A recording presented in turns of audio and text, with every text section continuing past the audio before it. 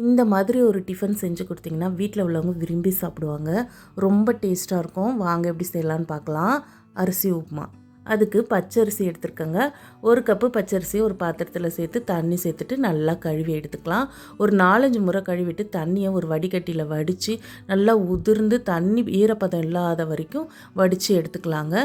இப்போ கேஸில் ஒரு கடாய் வச்சுட்டு 1 டேபிள் ஸ்பூன் துவரம்பருப்பு, 1/2 ஸ்பூன் மிளகு, 1/2 ஸ்பூன் ஜீரகம், காரத்துக்கு 4-5 காய்ந்த மிளகாய், ஒரு கொத்து கருவேப்பிலை, பெருங்காயம் சேர்த்துட்டு எல்லாத்தையும் நல்லா செவந்து வாசனை வர வரைக்கும் வறுத்து எடுத்துக்கலாங்க.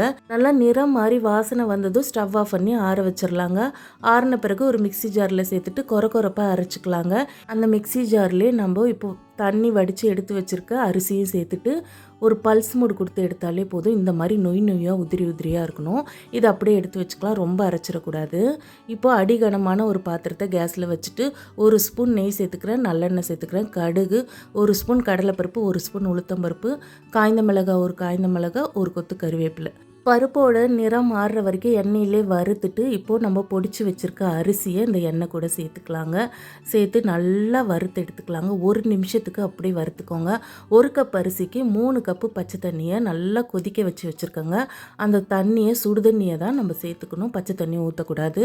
சுடுதண்ணி சேர்த்துட்டு 1/2 மூடி தேங்காவை துருவி வச்சுருக்கோங்க. அதையும் சேர்த்துட்டு தேவையான அளவு உப்பு எல்லாத்தையும் ஒன்று போல் கலந்து விட்டுட்டு அப்படியே மூடி வச்சிடலாங்க.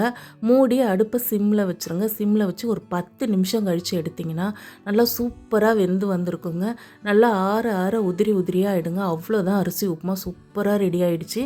இந்த மாதிரி செஞ்சு இதுக்கு சைடிஷாக ஒரு தேங்காய் சட்னி சிம்பிளாக அரைச்சி கொடுத்தாலே போதும். வீட்டில் உள்ளவங்க விரும்பி சாப்பிடுவாங்கங்க. டேஸ்ட்டும் சூப்பராக இருக்கும். நீங்களும் ட்ரை பண்ணி பாருங்கள்.